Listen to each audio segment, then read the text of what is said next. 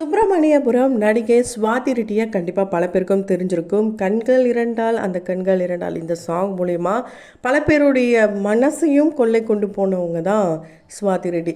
So Swathi Reddy second marriage பண்ணியிருக்காங்க. அவங்களுடைய காதல் கணவர் யார் அப்படின்றது தான் இப்போது சோஷியல் மீடியாவில் பேசும் பொருளாக மாறியிருக்கு. ஸோ சினிமா வட்டாரம் மட்டும் இல்லாமல் பிளேயர்ஸ் ஆல்சோ இவங்களுக்கு விஷஸை சொல்லிட்டு வராங்க. இந்த நிலையில் இவங்களுடைய ரசிகர்கள் சார்பாக நம்மளுடைய சினி சமூகத்தின் வாயிலாகவும் வாழ்த்துக்களை தெரிவித்துக் கொள்ளலாம். சுவாதி ரெட்டி அவங்களுடைய காதல் கணவரை 8ஆம் தேதி, அதாவது ஜூலை 8 திருமணம் பண்ணியிருக்காங்க. இந்த திருமணம் ரொம்ப ரொம்ப சிம்பிளாக அவங்களுடைய ஃபேமிலி சர்க்கிள் மட்டும்தான் இருக்காங்க. ரொம்ப ட்ரெடிஷ்னலாகவும் நடந்திருக்கு. ரொம்ப ஆர்ப்பாட்டம் ஆரவாரம் எதுவுமே பண்ணலை. இந்த நிலையில் யாருப்பா அவர் அப்படின்ட்டு, ஏன்னா ஃபேஸ் ரிவீல் பண்ணலை, வெறும் கை மட்டும் தெரிகிற மாதிரி தான் ஃபோட்டோவை போஸ்ட் பண்ணியிருக்காங்க.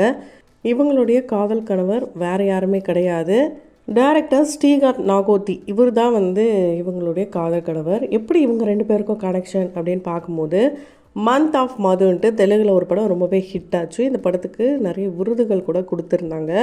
இந்த படத்துடைய டைரக்டர் தான் ஸ்ரீகாந்த் நாகோத்தி.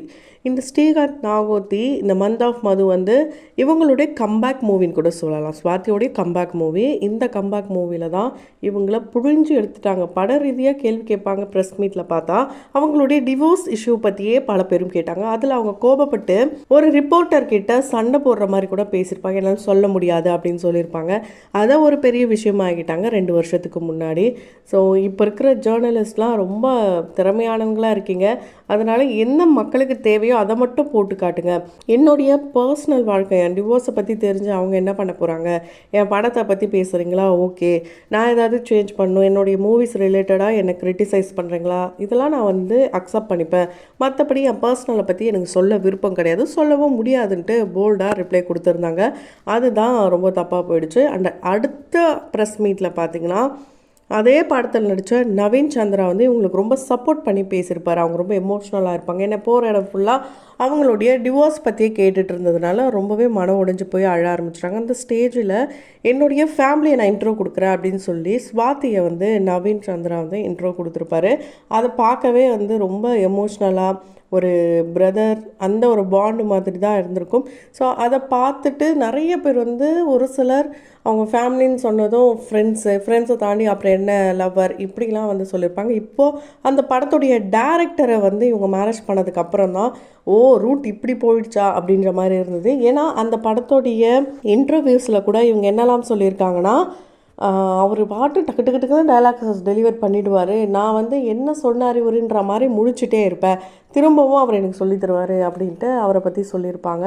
ஏன்னா அந்தளவுக்கு திறமையான ஒரு மனிதர். அவர் இந்த இண்டஸ்ட்ரிக்கு வர்றதுக்கு முன்னாடி என்ன பண்ணிகிட்டு இருந்தார், அவர் எப்படி வந்தாருன்னு பார்க்கும்போது, அவர் ஒரு MBA கிராஜுவேட். அண்ட் அது மட்டும் இல்லாமல் 12 இயர்ஸ் அவர் கார்ப்பரேட்டில் ஒர்க் பண்ணியிருந்திருக்காரு. இதெல்லாம் அவர் ஒரு இன்டர்வியூவில் சொல்லியிருந்திருப்பார்.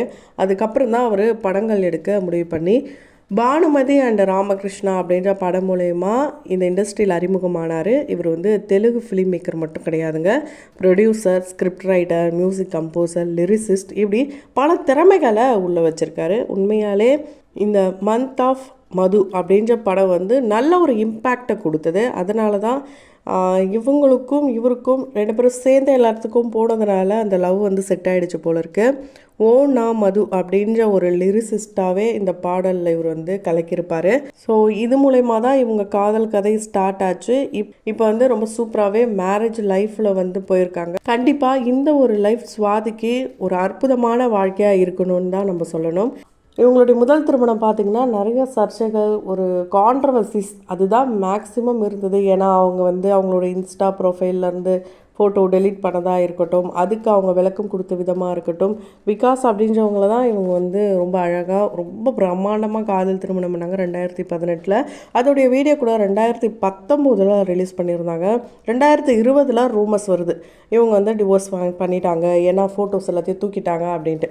அதுக்கப்புறம் 2022 திரும்பவும் இல்லை இவங்க சேர்ந்து தான் இருந்தாங்க போல், இப்போ தான் டிவோர்ஸ் வாங்கியிருக்காங்க, அதனால தான் இவங்க ஃபோட்டோஸ்லாம் டெலீட் பண்ணியிருக்காங்கன்னு சொல்லும்போது அதுக்கு அவங்க என்ன சொல்லியிருப்பாங்கன்னா, நான் நான் என்னுடைய ப்ரொஃபைலை வந்து அடுத்த லெவலுக்கு கொண்டு போகணுன்னு நினைக்கிறேன். என்னுடைய பர்சனல் ஃபோட்டோஸ்லாம் போட நிறைய கான்ட்ரவர்சியான கொஸ்டின்ஸ்லாம் வருது. அதுக்கு நான் அன்வான்டாக ஆன்சர் பண்ண விரும்பலை. அதனால தான் நான் வந்து எடுத்துட்டேன். மற்றபடி என்னோடய இந்த ப்ரொஃபைலை பார்த்து எனக்கு சான்சஸ் கிடைக்கும் நம்புகிறேன். அதுக்காக தான் வந்து இப்படி பண்ணேன் அப்படின்ற மாதிரி அவங்க ஒரு விளக்கம் கொடுத்துருந்தாங்க. ஸ்வாதியை பொறுத்த வரைக்கும் அவங்க வந்து கண்கள் இரண்டால் இந்த சாங்கை கண்டிப்பாக இப்போ வரைக்கும் பல பேருடைய ஒரு ஃபேவரட்டான சாங்காக தான் இருக்குது. அதை தொடர்ந்து ஒரு பர்த்டே சாங்குன்னு அப்படின்னு எடுத்துக்கிட்டோன்னா இவங்களுடைய பாடல் தான் இருக்கும். ஏன்னா இதற்கு தானே ஆசைப்பட்ட பாலகுமாரா படத்துலேருந்து ஏனென்றால் உன் பிறந்த நாள் அப்படின்ற ஒரு பாடல் இருந்திருக்கும். அதுக்கப்புறம் வடகரி, எச்சன், போராளி, யாக்கை, இப்படி ஒவ்வொரு படத்துலேருந்தும் ஒவ்வொரு சாங், இவங்களுடைய சாங் ரொம்பவே ஹிட்டு தான். அந்த வகையில் இவங்களுடைய பாடல் எந்த பாடல் உங்களுக்கு ரொம்ப பிடிக்கும் அப்படின்றத கமெண்ட் பாக்ஸில் மறக்காமல் கமெண்ட் பண்ணுங்கள். இவங்க தமிழில் இந்த அளவுக்கு ஃபேமஸாக இருந்தாலும் மலையாளம், தெலுங்கு உட்பட கிட்டத்தட்ட 30க்கும் மேற்பட்ட படங்களில் நடிச்சிருக்காங்க. அது மட்டும் இல்லாமல் ஒரு டிவி ப்ரெசென்டராக தான் தன்னுடைய கெரியரை ஸ்டார்ட் பண்ணி இப்போ வரைக்கும் அவங்களுடைய கெரியரை ரொம்ப நல்லாவே கொண்டு போயிருக்காங்க. ஆஃப்டர் மேரேஜ் பார்த்திங்கன்னா இவங்க கொஞ்சம் பிரேக் எடுத்துக்கிட்டாங்க. அதுக்கப்புறம் இப்போ கம்பேக் கொடுத்து அந்த கம்பேக் மூலயமா கெரியரில் செகண்ட் சான்ஸ் மட்டும் இல்லாமல் லைஃப்லேயும் செகண்ட் சான்ஸ் வந்துருச்சு. ஸோ இந்த சான்ஸை இவங்க கண்டிப்பாக நல்ல முறையில் பயன்படுத்திப்பாங்க. கண்டிப்பாக ஒரு அழகான வாழ்க்கையை வாழ்வாங்க நம்பலாம். அந்த வகையில் இந்த ஜோடிக்கு பல பிரபலங்கள், அதாவது தெலுங்கு இண்டஸ்ட்ரியில் இருக்க பல பிரபலங்களும் வாழ்த்துக்களை தெரிவிச்சுட்டு வராங்க. குறிப்பாக விஷ்ணு விஷாலுடைய மனைவியான பேட்மிண்டன் பிளேயர் ஜுவாலகட்டா, ஸோ இவங்களும் இவருக்கு விஷ் பண்ணியிருக்காங்க. இவருடைய ஃப்ரெண்டு. ஸோ அதனால் இவருக்கு விஷ் பண்ணியிருக்காங்க. யாருக்குன்னு பார்த்திங்கன்னா நாகோத்திக்கு தான் விஷ் பண்ணியிருக்காங்க. ஸோ கட்டா குஸ்தி 2 இந்த படமும் இப்போ சூப்பராக போயிட்டுருக்கு. இந்த படத்துக்கு நல்ல வரவேற்பு கிடைச்சிருக்கு. பார்ட் 1 இந்த படத்துக்கு அப்புறம் நிறைய பேர் பார்க்க ஆரம்பிச்சிருக்காங்க. அந்த வகையில் நீங்கள் இந்த படமும் எப்படி இருந்தது? ஸோ அந்த வகையில் விஷ்ணு விஷாலுடைய நடிப்பு வேறு லெவலில் இருக்குன்னே சொல்லலாம். ஒரு ஃபன்னான ஒரு பர்சன் மாதிரியே இல்லாமல் ஒரு கரெக்டான ஒரு மெசேஜை கரெக்டான டைமில் சொல்கிற ஒரு பர்சனாக கரெக்டாக சூப்பராக ஒவ்வொரு படங்களையும் நடிச்சிட்டு வர்றாரு. அந்த வகையில் அவருக்கு வாழ்த்துக்களை சொல்லலாம். இப்போ தான் அவருக்கு ரீசெண்டாக பேபிலாம் பிறந்திருக்கு. அவர் பெண்களை பற்றி ரொம்ப நல்ல புரிதலோடு இருக்கார். இருக்கிறதுலே இந்த உலகத்திலே ரொம்ப சிரமமான வேலை அப்படின்னா அது வீட்டு வேலையில் இருக்கிற பெண்கள் தான்.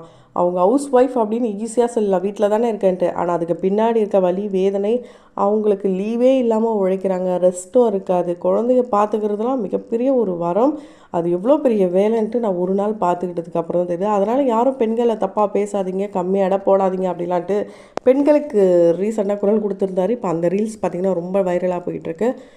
உண்மையாலே ஸ்வாதி அண்டு டைரக்டர் ஸ்ரீகாந்த் நாகோத்திக்கு பல பேரும் வாழ்த்துக்களை சொல்கிறாங்க. அந்த வகையில் நாமளும் நம்மளுடைய சினி சமூகத்தின் வேலை வாழ்த்துக்களை தெரிவித்துக் கொள்ளலாம்.